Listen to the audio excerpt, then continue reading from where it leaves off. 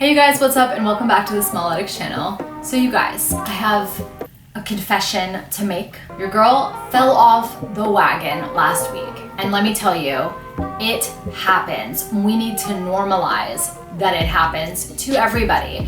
It is totally normal in your fitness or your health journey to have periods of time where you're not consistent, where you're not doing what you know you should be doing, and it's okay. I really think we need to normalize it. My friend circle is a doctor, mostly wellness professionals, trainers, coaches, nutritionists, dietitians, and we all talk about this. Like, that's what we spend a lot of time talking about, is how we are, what our current goals are. Oh, I didn't do so good this weekend, I'm getting back on it Monday. It is so normal even for professionals to fall off track, and I want you guys to know that. It's not like we're like some perfect human beings that are, that don't fall into the same patterns. It totally happens. So today, I am gonna show you guys exactly step by step what steps I took to have a Monday reset and get back on my healthy lifestyle, my healthy routine. Now, what matters when you fall off is that you get right back to it as fast as possible. So if you fall off because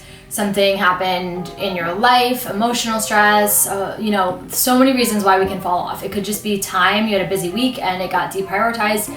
It happens for so many reasons, like I said. What matters is that you get right back to it. This is the biggest difference between those who over time achieve their fitness goals and those who don't. If you give up, you will never achieve it, right? A program only works if you do it. So what really matters is that you get back on. It doesn't matter so much that you fell off. If you keep getting back on it and keep restarting when you can, you are going to eventually find consistency. And over time, it's really cool. I see this with my clients. You'll slowly minimize those times of falling off. Slowly they'll start to disappear and the stretches of consistency get longer and longer.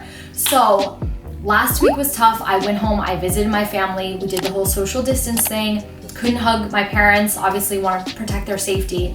And it was stressful. It was definitely not our normal family gathering. So I went home, I ate things I don't normally eat. I still exercised, but when I got back on the weekend, I said, you know what? I need to do a reset. So I did just that. And I took a few hours that night to really plan it out. And I'm going to share with you guys exactly what I did so that you can do this whenever you need a reset too. You can also use this formula for pretty much anything. You can use it for workload and productivity, not just fitness and health. This kind of will show you how I reset my whole week, both for like work, productivity, managing Smalletics, but also mostly my fitness and nutrition and health. So you could really use this for anything. It's kind of just like a false start, restart plan, I guess you could say. Just getting back on the wagon plan. Okay, April, stop talking. Okay, you guys, so in reflecting about how I handle my reset weeks, even just reflecting on my entire fitness journey, the single common thread across the last 18 years is writing it down. I cannot emphasize this enough. There is something about writing down your plans, your goals, your vision that makes it come true. It's a part of the manifestation stuff. And I'm not really like a woo-woo girl, I'm just not, but I really believe that what you write down and you put intention into does actually have a way higher likelihood of coming to fruition than if you don't write it down at all. So the very first thing that you must do when planning your reset is take out a pen and paper or take out your sticky notes on your app and just get prepared to write down your plan. And you guys, this is not gonna be easy, okay? This is not a quick fix. You're gonna need to take some time on your Sunday night. If you're doing that Monday reset, you need to put aside 30 minutes to do this for yourself. It will feel so much better, I promise. The whole week is gonna feel amazing. You're gonna have a plan, you're gonna stick to it, you're gonna feel good, you're gonna have more energy. It's gonna be worth it, but definitely carve out some time on your Sunday night to get this done. Okay, so Sunday showed up, I was feeling like something, like whatever the cat dragged in, just not good. And I thought, okay, what does my ideal day look like? And this is something I've journaled about a lot. I know what it looks like, but I needed to remember, what does my ideal day look like? What makes me happy? Now, I'm self-employed running Smalletics, so I have a little bit more control over what my day-to-day looks like. However, you also have control over your whole morning if you work a traditional job or you're a student, or your evening. So there's still a lot you can do to look at the sandwich of your day, like morning, lunch, and night, and plan. So I thought, okay, what is my ideal day? And I started there and I wrote it all down. And here's what I came up with. This is what works for me. Everyone's gonna have a totally different ideal day. I decided I wanted to wake up early. I personally am a morning person, but I can get stuck in a cycle of sleeping in. So I said, I wanna wake up at 6:30 a.m. or 7, but I said 6:30. I want to feed Sesame, my kitten, because he's chirping at me at 6:30 in the morning. I want to meditate, which I've been doing for the last 90 days, and then change into my gym clothes. When I actually went through the day, I did change some things slightly, but we're writing down like the ideal thing, okay? So that was my morning, right? I changed my gym clothes, and then I wanna work out until 8:30. I wanna be done with my workout latest by 9. So I already had a really concrete, okay, I'm waking up at 6:30, that's when I set my alarms, and I'm doing bam, bam, bam, getting it done. Next, when I'm done with my workout, I'm gonna come home, shower, I wanna have my matcha. That's my routine. Matcha, I have it like 3 times a day. You guys know I'm obsessed with matcha, I drink it a lot. So I wanna have that moment, that me time, that me matcha time right after my workout and shower. And then I'm gonna work for the whole day like I do every day. But I don't wanna sit down and just do whatever is, pressing that day. I wanna have a plan for it. So part of my ideal day, it actually starts the night before. So map out, map out your coursework, your workload the night before, and time block it. And this is a huge hack for productivity in general. You can do it for your workouts. I highly suggest you do that, or you can also do it for your work. So I wrote down everything I needed to get done the week ahead, and then I prioritized it by day, and I gave myself really, really doable, keyword, time slots for each task. So going into the workday, I knew, okay, I'm definitely going to be following a schedule and not just like picking my nose wondering what I should do that day, right? Work, that's whatever, that's not like the meat of this reset, right? Okay, so at nighttime, I wanna plan my macros for the next day. If you track your macros, then you can definitely lay them out the night before. I cannot emphasize this enough. Plan what you're gonna eat. If you don't track your macros, that's totally fine. Still, plan what you're gonna eat. So I literally walk to the fridge, I look at what Daily Harvest I have in my freezer. By the way, you guys, this is not an ad and I don't get paid for this, but if you use the code Smalletics at checkout, you can get $25 off of Daily Harvest, which is my gift to you guys. I just asked to get you a promotion code. I use them for all my vegetables. It's really awesome. It's frozen, they're delicious. It's so great. So I'll go to my fridge, look at Daily Harvest. I also use Trifecta for my proteins, which is just a meal prep service. Look at what proteins I have, and then I plan out my meals. And I go a step further, I plan out my meal times, because if I don't, I might forget to eat a meal, I might overeat one meal, I'm not gonna be ready, I'm not gonna be as efficient. So at nighttime, the night before, I'm planning my macros, I'm planning my meals so that it's all prepared the next day and I don't have to worry about it. Next, I clean the kitchen. I really like going to bed with like a clean house. It's just, since we moved into our new apartment, our 1-bedroom, I just really feel good. Something feels so good. You guys, just like climbing into bed at night, like pulling the covers up, and you just know like the kitchen's clean. I don't know when I became like a domestic girl, but I'm really into it. So I'll clean the kitchen, wipe down the counters, make sure the dishwasher's running, like all that fun stuff, so I can really sleep and get into like a deep sleep where I'm not worried about cleaning dishes the next day or taking care of whatever chores I have. And my goal is to be in bed by 11 p.m. Now, this may seem like a lot, right? This is what my ideal day was. Your task is to write down your ideal day, and from there, we're going to choose the things that feel doable to do. You don't want to set unrealistic expectations for yourself. If you've never gotten up at 6:30 in recent months, or it's going to be really hard, push it back to 7.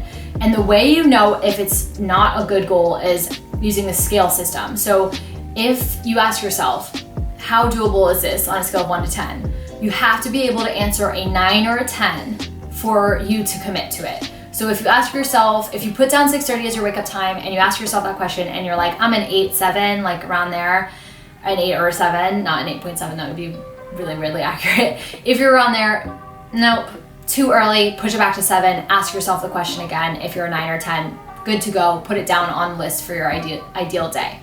Okay, so now what you should have, if it's Sunday night, you should now have your ideal day planned out. I want to make sure that you guys know that it's not supposed to be unrealistic, right? We went over this, but just make sure the day looks doable, you're excited about it, and you have everything planned out. So you know when you're gonna eat your meals, you know what you're going to eat. And if you're gonna eat out at a restaurant, just put like restaurant, just know what you're doing, because this is gonna give you such a sense of calm that you know what you're doing for the day. You don't have to come up with things on the fly while you're also distracted by your daily job or education, whatever's going on.